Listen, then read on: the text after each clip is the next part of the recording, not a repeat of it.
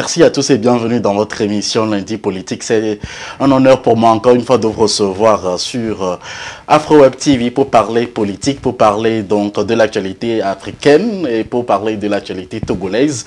Nous recevons, comme vous le savez à l'accoutumée, honorable député à l'Assemblée nationale, président du Parti démocratique et panafricain, PDP, honorable Innocent Kagbara. Merci d'être avec nous pour ce numéro donc de notre émission Lundi Politique. Comment est-ce que vous allez? On vous reçoit aujourd'hui depuis la Russie, n'est-ce pas? Oui, exactement. Ben, c'est toujours un plaisir d'être là, comme à l'accoutumée chaque lundi, pour parler à l'ensemble de nos concitoyens. Nous sommes en Russie dans le cadre d'un programme d'échange entre toutes les nations.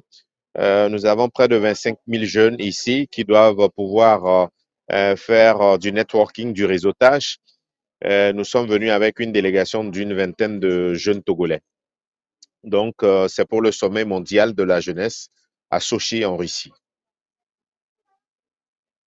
Nous y reviendrons en fin de la première partie, mais actualité oblige. 2 mois après donc le décès de Monseigneur Podjro, l'ancien président de l'Assemblée nationale, l'ancien premier ministre et candidat du mouvement des patriotes pour la démocratie et le développement, a tiré sa révérence dans la nuit du samedi 2 au dimanche 3 mars 2024 à l'âge de 70 ans. Quels sont vos premiers ressentis, honorable Innocent Kagbara?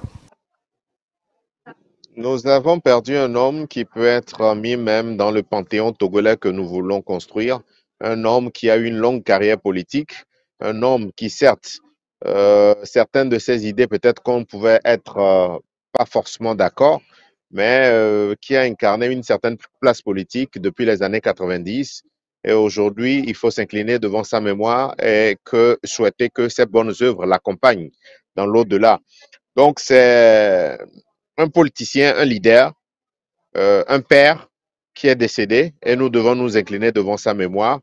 En ce qui nous concerne, ce n'est pas l'heure de parler de ce qui nous désunit, mais c'est simplement l'heure de regretter le départ tôt, parce que son 10 ans, c'est quand même, il avait quand même quelques années à donner encore à sa famille, à son parti politique et surtout au Togo. Donc, on ne peut que regretter son départ. On ne peut que regretter son départ. Alors, vous, exclusivement, en tant que député à l'Assemblée nationale togolaise, que retenez-vous de l'homme, Dr Agbeome Kodjo? Non, il incarnait un certain dynamisme en politique. C'est des gens qui nous ont précédés, que nous avons toujours vus à la télé depuis les années de la conférence nationale souveraine. Et peut-être que c'est certains parmi eux qui nous ont donné aussi envie de faire la politique à travers les joutes verbales à la télé, à travers les meetings, à travers le charisme, à travers les énergies que toutes ces personnes-là dégageaient. Donc, Dr Agbeome fait partie de l'une des personnes, l'un des leaders, qui avait à la fois le verbe, qui avait à la fois l'intellect et qui avait à la fois le charisme. Donc, c'est ça qui a peut-être donné envie de faire la politique pour un certain nombre de jeunes Africains. Et c'est ce que nous pouvons retenir ce soir de lui. Dr Agbeome a été opposant jusqu'à sa mort. Disons, pour une partie donc de sa carrière politique, quelle est la leçon que vous, en tant qu'opposant, vous tirez donc de son parcours politique en tant que député, en tant que ministre et puis en tant que président faisant partie donc de l'opposition togolaise? Bon, comme vous l'avez dit, il faisait partie de l'opposition jusqu'à sa mort, mais il a fait partie du parti qui a dirigé le pays pendant longtemps. Donc après, il a changé sa veste, il est devenu opposant. Tout ce que moi je peux retenir de lui, comme je l'ai dit, il avait cette aisance à s'exprimer, il avait l'intellect, et puis c'était quand même un leader plus ou moins charismatique. Donc c'est ce que nous pouvons retenir. Maintenant, au niveau de l'opposition, il incarnait une tendance. Nous, on incarnait une autre tendance. C'est vrai qu'on pouvait être pas tout d'accord avec certaines prises de position, mais bon, retenons quand même que nous sommes dans une république. Il faut célébrer le départ d'un républicain. La démocratie faisait-elle donc le point de jointure entre le PDP et le parti de Dr Agbeome Kodjo, honorable? Oui, docteur Agbeome Kodjo, comme je l'ai dit, est un père, est un grand frère, est un aîné, est un précurseur. Et il a donné envie de faire la politique à beaucoup de jeunes Togolais et à même Africains. Et comme je vous le dis, le point de joncture peut être la soif de changer les choses, de diriger le pays autrement, de rassembler, d'avoir l'ambition pour son pays. C'est ça le point de joncture. Maintenant, par rapport à la stratégie, c'est vrai qu'il y avait des divergences entre nous par rapport à la stratégie qu'il a adoptée depuis la présidentielle de 2020. Maintenant, pour le reste, je crois que nous avons tous l'amour du pays et c'est ce qui nous anime. Ce qui nous anime, c'est faire en sorte que le pays change, que le pays se transforme et que nous devenons une puissance diplomatique, politique et économique. Chers amis téléspectateurs, amis internautes, la ligne est ouverte sur le +1 319 462 89 79 pour donner vos points de vue, poser vos questions aussi à notre invité de ce jour, honorable Innocent Kagbara, que nous recevons depuis la Russie. Honorable, j'ai plusieurs questions pour vous aujourd'hui. En tant qu'homme politique, et disons-nous, comment voyez-vous l'avenir donc de la DMK, sinon donc du mouvement qu'il a présenté dernièrement aux élections, le mouvement de Monseigneur Podjro? Est-ce qu'il y a un avenir certain pour ce mouvement et son parti politique? Bon, il faut, pour l'heure, ce qui est important, c'est de pleurer le départ du docteur Agbeome en tant que président du MPDD. Maintenant, après, l'avenir du MPDD dépendra des leaders du MPDD parce que la relève d'une telle personnalité s'avère difficile pour pas mal de partis politiques en Afrique et j'espère que le départ d'Agbeome ne sifflera pas la fin du MPDD, bien au contraire. Donc, il faut peut-être tirer la sonnette d'alarme pour que les collaborateurs du docteur Agbeome puissent ne pas céder à la division, puissent s'unir et voir comment est-ce qu'ils peuvent aborder le futur avec beaucoup plus de sérénité. Il faut dire également que la stratégie depuis 2020 du docteur Agbeome n'a pas permis à son parti de se faire mieux d'ancrage et en plus, il ne participe pas aux prochaines élections. Donc, ça sera difficile pour ce parti qui ne participe pas aux élections législatives, qui vient de perdre son leader, de pouvoir survivre. Donc, il reviendra à l'ensemble du bureau politique du MPDD de tirer les conclusions de leur stratégie, du départ précipité de leur leader, pour voir comment se repositionner. Sinon, si c'est la même stratégie, je crains fort qu'au lendemain du décès et de l'enterrement du docteur Agbeome, le MPDD ne se vide de sa substance.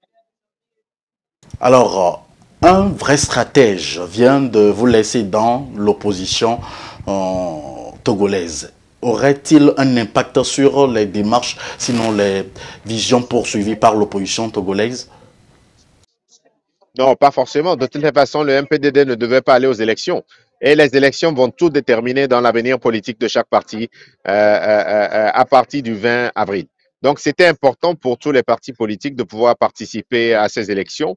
Vu que le MPDD ne participait pas à ces élections, il serait très difficile d'envisager avec sérénité l'avenir du MPDD. En ce qui concerne les autres partis politiques, je crois que, comme je l'ai dit, le 20 avril déterminera l'avenir de chacun. Et au niveau de la stratégie, je crois que tout le monde a dit qu'il est présent. Donc, en fonction de nos résultats, il reviendra à chaque état-major de tirer les conclusions et de revoir son positionnement sur l'échiquier national.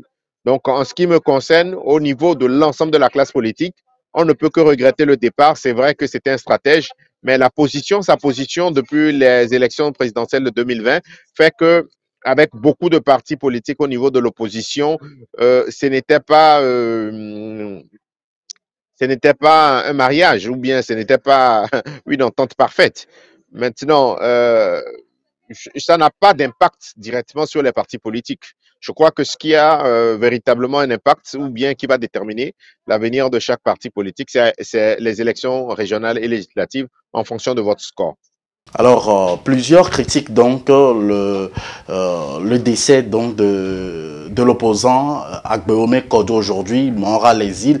Disons-nous la vérité. Alors, est-ce que le même scénario va se passer comme celui donc de Monseigneur Podjro? On va le rapatrier. Comment est-ce que doit se faire donc son hommage, vu que il était un homme politique qui avait vraiment de l'impact dans la position togolaise.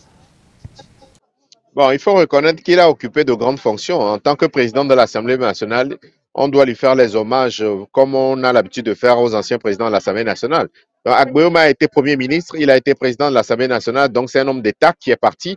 Et je crois qu'il faut quand même lui rendre l'hommage par rapport à son titre, par rapport à toutes les fonctions qu'il a occupées dans le pays. Donc, je ne sais pas au niveau de Lomé ce qui va se faire, mais peut-être que les semaines à venir, les jours à venir, on aura une idée beaucoup plus claire sur est-ce qu'on va lui rendre un hommage national et si ce n'est pas un hommage national, est-ce que le Parlement va lui rendre hommage en tant qu'ancien président de l'Assemblée nationale? Je crois que l'avenir nous le dira dans les prochains jours. Justement, la transition est très bien trouvée. Quel hommage mérite un ancien président de l'Assemblée nationale ou un ancien Premier ministre? Oui, il y a nos procédures permettent à ce qu'on puisse recevoir sa dépouille au niveau de l'Assemblée nationale pour lui rendre un dernier hommage. Et cela est fait souvent quand nous perdons un ancien président de l'Assemblée nationale ou bien un parlementaire qui siège présentement. Donc, on a l'habitude, c'est dans nos pratiques parlementaires et on doit lui rendre hommage au niveau du Parlement. Donc, c'est une cérémonie peut-être de 2 heures de temps où on retrace un peu la vie politique du président défunt. On passe une vidéo sur ses prises de parole, sa famille intervient, la présidente ou le président du Parlement intervient et on lui rend les hommages avec le drapeau. Merci d'être avec nous, honorable Innocent Kagbara. Vous répondez à toutes ces questions aujourd'hui et merci d'avoir accepté notre invitation parce que les cœurs sont meurtris en ce moment. Nous aimerions bien donc présenter nos condoléances à la famille éplorée, à sa famille politique, à sa famille donc du côté du Togo et de la diaspora et à son parti politique aussi. Disons-nous que de grands hommes de la politique au Togo partent quand on prend par exemple le cas de Edem Kodjo, Agbeibo et aujourd'hui nous avons Agbeyome qui vient de partir. Pensez-vous que la relève est assurée? Oui, nous incarnons cette relève, nous incarnons le rêve togolais et je crois que la transition est faite et la relève est quand même plus ou moins préparée. Donc nous n'avons pas l'intention de dire que nous sommes au niveau de ces hommes, mais ce que nous nous évertions de faire chaque jour, c'est incarner une autre façon de faire la politique, dire quand même que la relève au niveau du Togo est assurée et avoir de l'ambition pour notre pays. Si vous devez avoir un mot, à l'instar donc de toute la famille politique togolaise, surtout de l'opposition et des téléspectateurs et amis internautes togolais qui nous suivent en ce moment par rapport au décès de l'opposant émérite, disons qu'un homme politique vient de tirer sa référence, Dr Agbeome Kodjo, que direz-vous pour mettre fin juste à cette partie? Nous avons perdu un grand homme, que ses œuvres l'accompagnent dans l'au-delà. Et je crois que pour nous, en ce qui nous concerne, la relève est déjà assurée.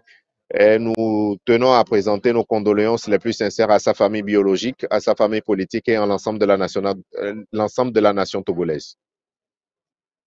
Merci honorable d'être avec nous. On va faire une pause de 20 secondes, on revient juste après.